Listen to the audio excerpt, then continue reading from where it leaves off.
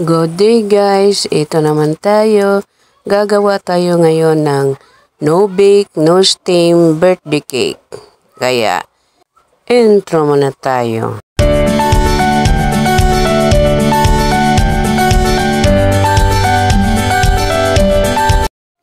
First, gagawa muna tayo ng cake topper. Nag-layout ako sa laptop ng happy birthday message para ilagay sa cake topper. Tapos, prinent ko ng naka-mirror.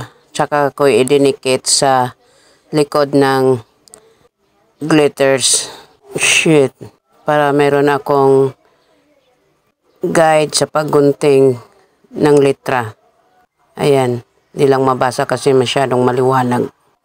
Naka-mirror siya kasi para pagbaliktad mo yon, pagtapos mo na naidikit, hindi na siya nakabaliktad pag nakaharap na sa'yo yung glitters. Ngayon, guntingin natin yung sobra kasi kalahati lang yung sheet na glitter ang magagamit. At umpisahan na rin natin ang paggunting base sa ating guide sa mga litra para makuha na natin yung pitsura ng ating cake topper.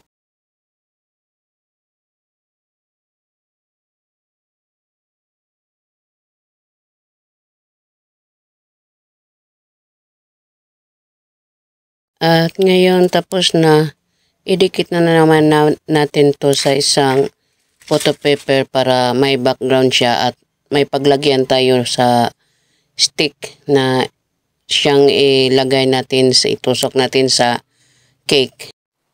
Yung photo paper pala na pinagdikitan natin, prinintahan ko ng frame na balloon para maganda ring tingnan.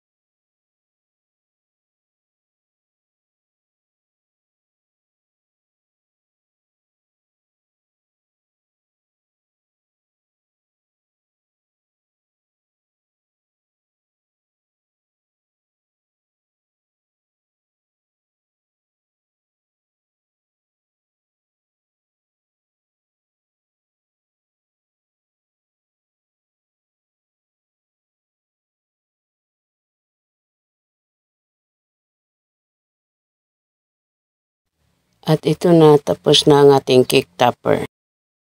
At ito na, umpisa na natin ang paggawa ng ating cake. First, kumuha tayo ng tray na siyang paglapagan natin sa ating punji bar na siyang gamitin nating sapin sa ating cake. At hatiin natin ang mga punji bar, saka natin isapin sa ating cake. Pandan flavor pala itong nabili ko kasi wala yung choco naubusan yung matindahan dito sa amin. At ngayon magumpisa na tayong maghalo sa ating pang topping sa ating cake. First, ilagay natin ang ating chilled na cream densada. Doble to, may krema ka na, may kondensada ka pa. Isang lata. Kailangan kasi itong nakalagay sa chiller mga isang gabi bago mo gamitin. At gamitan natin to ng electric hand mixer. Kung wala kayo, pwede naman kahit ano na available sa inyo na pwede nyong gamitin.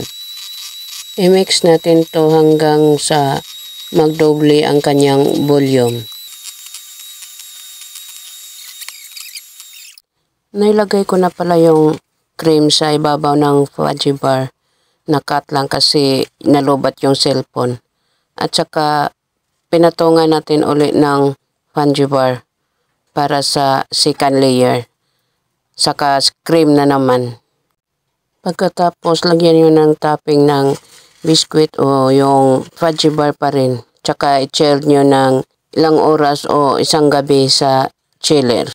At ito na guys, ang ating birthday cake, ang ating finished product. Thank you for watching. Please like and comments, paki-share na rin. Tinakman ko na pala, masarap pala.